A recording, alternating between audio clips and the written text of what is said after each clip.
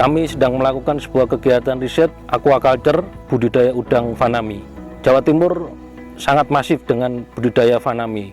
Namun secara teknis banyak hal yang harus diperhatikan, terutama yang dikaitkan dengan limbah ataupun buangan dari aktivitas aquaculture fanami. Kami dari Laboratorium Ekologi mengembangkan sebuah constructed wetland dimodifikasi dengan kearifan lokal. Jadi kami menggunakan mangrove jenis Rhizophora mucronata, kita instalasi dalam bentuk pengolahan limbah. Objektifnya, mangrove memiliki kemampuan untuk survive dikaitkan dengan salinitas maupun nutrien yang cukup tinggi yang biasanya dihasilkan dari aquaculture fanami, terutama nitrogen. Setidaknya apa yang kami lakukan di sini mengurangi aktivitas limbah, tingginya nitrogen yang sebanyak-banyaknya atau terbanyak dibuang ke laut secara langsung. Dari mangrove ini aktivitas nitrogen bisa diabsorb yang nantinya akan mengurangi high nutrien atau high nitrogen di laut yang bisa menyebabkan harmful alga.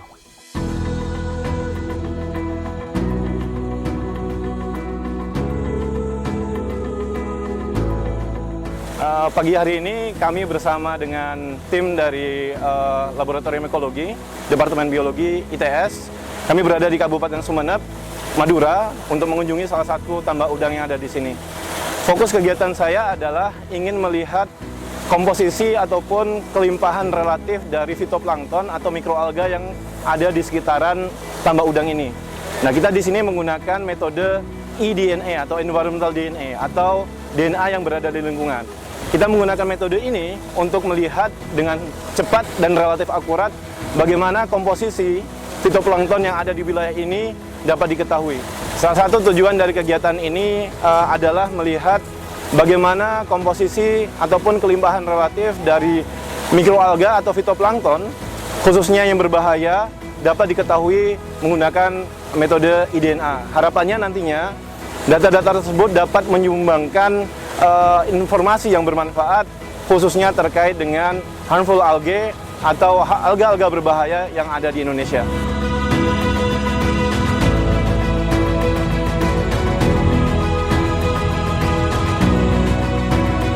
Bersama teman-teman dari Departemen Biologi ITS, untuk beberapa hari ini kami mengambil sampel eDNA dari lapangan. Salah satunya adalah dari tambak udang di wilayah Sumeneb. Selanjutnya sampel air yang telah kita ambil dari tambak udang, kita filtrasi menggunakan filtration kit dan juga vacuum pump yang di dalamnya juga ada filter paper yang selulosa berukuran 5 mikron. Selanjutnya filter paper dari hasil penyaringan tersebut kita akan simpan di dalam DNA atau RNA shield yang nantinya kita akan bawa ke laboratorium untuk kita ekstraksi eDNA-nya menggunakan extraction kit yang nantinya akan kita sequencing juga untuk mendapatkan data environmental DNA berbasis next generation sequencing.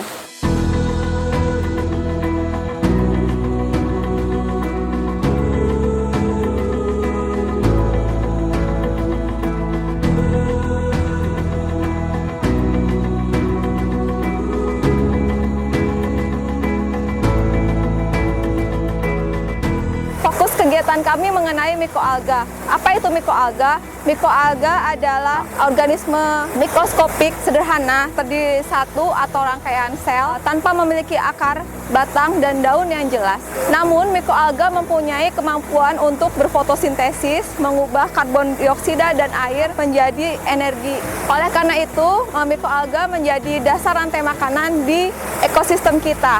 Nah, contohnya untuk di tambak udang ini, mikroalga berperan penting sebagai pakan larva.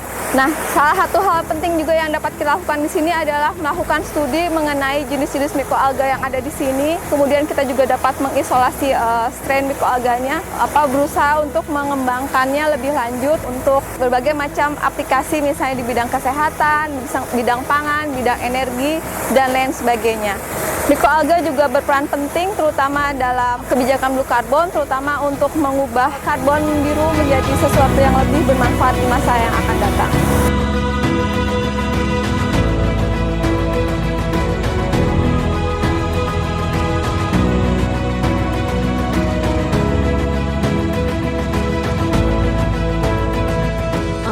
ini saya sedang mengerjakan salah satu proyek bersama ITS mengenai biofouling. Biofouling itu adalah makhluk hidup, organisme yang menempel, umumnya menjadi masalah ya. Jadi itu harus dijadikan solusinya supaya si organisme itu tidak menempel bagaimana. Tapi untuk mengetahui solusi bagaimana si biofouling itu tidak menempel, kita harus mengetahui dulu keanekaragaman dari biofoulingnya sendiri. Saat ini saya mencoba untuk mengetahui biodiversitas dari teritip yang merupakan salah satu dari biofouling. Sejauh ini ada 2 genus, ada Balanus dan Cathamalus, tapi untuk spesiesnya harus diteliti lebih lanjut di laboratorium.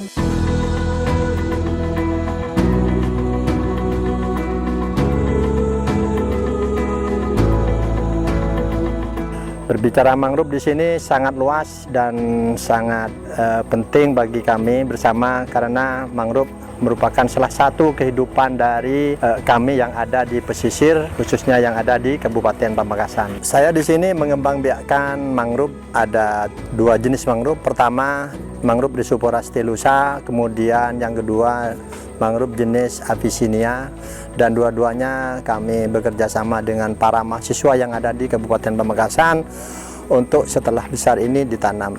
Kali ini saya juga memberikan support kepada ITS Surabaya di budidaya udang faname. Karena selama ini di wilayah Sumeneb ini ada isu bahwa faname sudah tercemar oleh virus dan bakteri.